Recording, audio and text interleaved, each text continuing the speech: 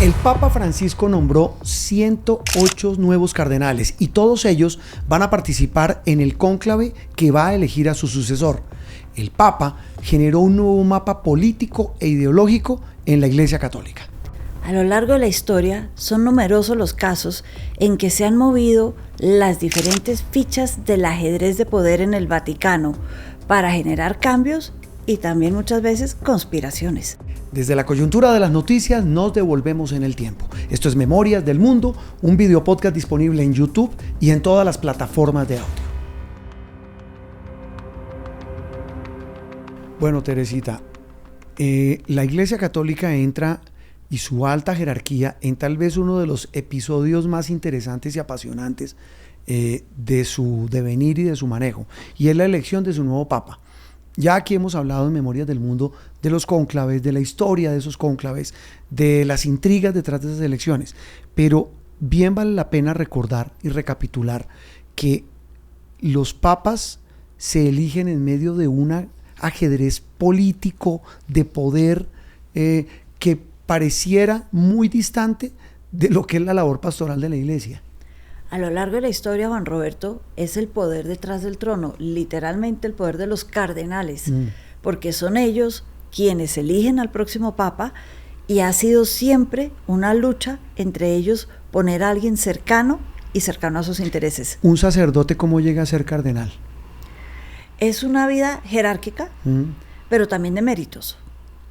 Y los nombra el papa. El papa van subiendo, van escalando, pasan de sacerdote, llegan a ser obispo después de un número importante de años de estar cerca de la gente, y el Papa va viendo entre los obispos y los va nombrando cardenal, que es lo máximo a lo que pueden llegar en la Iglesia Católica.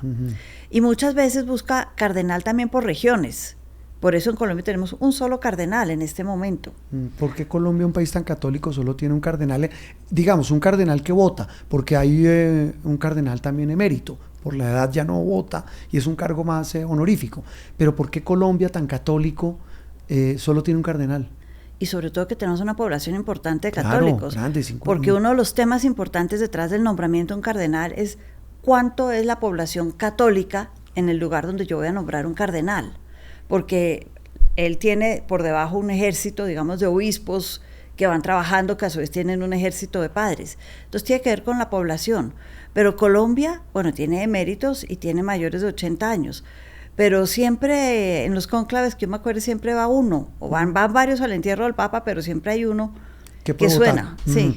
Bueno, Teresita, hablando de cardenales, que son, digamos, si le estoy entendiendo, como el brazo político del Papa en el mundo, porque otra cosa son los nuncios, que son los embajadores del Estado Vaticano.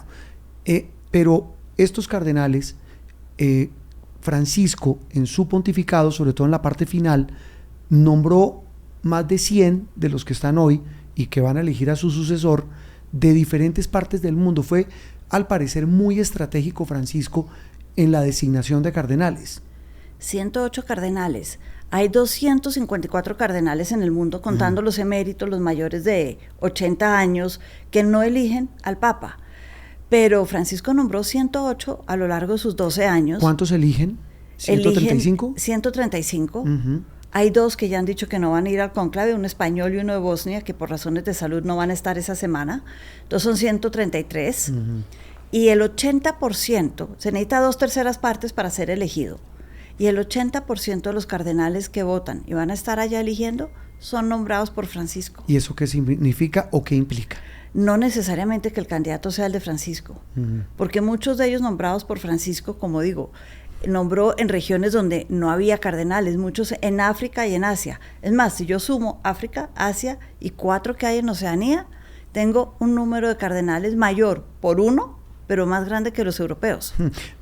Escuchando la Teresita, pareciera que estamos hablando de la elección del secretario general de la ONU y no claro, del máximo jerarca de la Iglesia Católica. Cuento votos y yo los puedo nombrar, pero puede que muchos de los que nombre no estén de acuerdo con todos mis temas y quieran una iglesia menos reformista, que es lo que se habla en este momento. Teresita, esa elección hecha por esos cardenales en este cónclave, en este encierro, ¿depende de qué? Según lo que a usted le ha revelado esa cantidad de historia que ha leído sobre el tema. Depende de qué tanto se quiera o no seguir con las reformas en este momento de Francisco. Hay cardenales que van a llegar, y es más, hay uno de África, Sí. que uno podría pensar, le gusta la reforma porque es un continente olvidado muchas veces por muchos. Hay uno de África que quiere volver a la misa en latín de la que hablamos en otro episodio. ¿La de espaldas? Sí, ¿Y por qué? porque dice que eso es el legado de Dios. Es más, dice que los migrantes no deberían existir. Si Dios me puso en un país es para que yo viva y muera en ese país y yo no puedo cambiar esa decisión de Dios. Por Dios. Es decir, hay de además viene de todo. un continente que sufre por el tema de la migración. Total. Pues que lo protagoniza más que lo vive. Entonces, los cardenales muchas veces sí son nombrados porque falta un cardenal en una región, en un país, en un sitio, pero no necesariamente van a seguir la línea de Francisco. Eso va a ser y yo creo que ya se están manejando toda clase de negociaciones para mantener cierta línea de él, pero ya él dio los grandes pasos hacia adelante. Ahora hay que afianzarlos y tal vez no seguir dando tantos pasos en este momento. Un gran amigo mío, que es cardenal, me dijo un día que eso es apasionante, como se ve en la película Cónclave, esa elección. Dice, los curas llevamos 2000 años conspirando.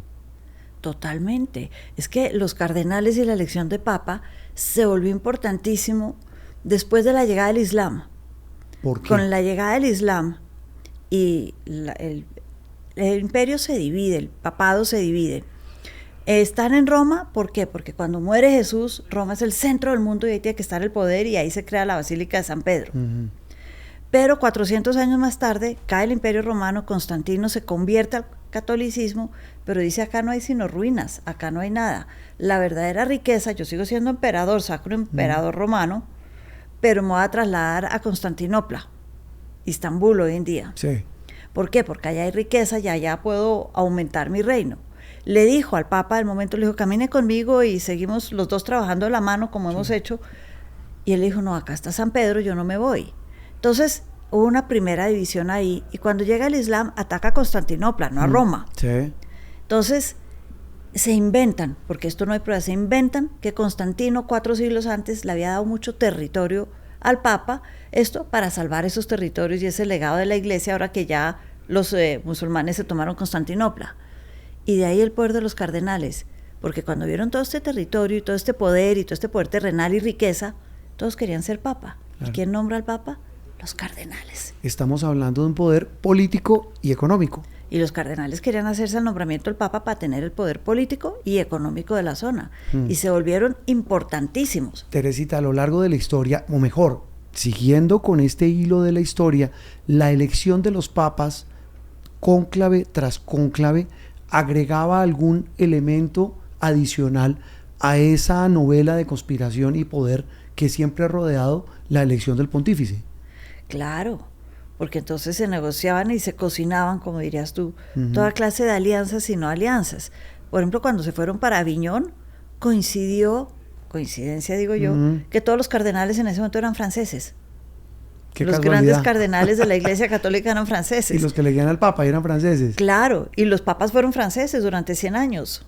No eran italianos, eran franceses. Qué casualidad. Teresita, en la historia es tan encarnizada esa pelea que eso se traduce en el tiempo en que duran esos cónclaves. Y leyendo, así a ojo de buen cubero, hay cónclaves que en promedio duran 2 semanas, 1 mes, 20 días, pero también hay unos que duraron años. Casi 3 años. Imagínese eso. Cuando la primera vez que los encerraron, llevaban 3 años sin elegir un papa, y no solo los encerraron en una iglesia sin techo, en el verano, en Italia. Y entiendo que sin comida. Y sin comida, entonces hubo varios que murieron. En pleno cónclave. 1000 y pico de días, más de 1000. Sí, casi 3 años. Imagínese. Duraron ahí encerrados. Y hay otros que era abuelo de pájaro, incluso uno que entiendo fue un día. Sí, cuando ya lo tenían todo arreglado. Todo cocinado. Todo listo, hacia los años del siglo X. Sí. Ahí hubo varios papas y duraban muy poquito. Y duraban 2-3 meses y ya al día siguiente de muerto estaba el siguiente. Eran pocos cardenales, no viajaban tanto como viajan hoy, Sí. estaban casi todos en Roma y ya tenían arreglado quién era el próximo.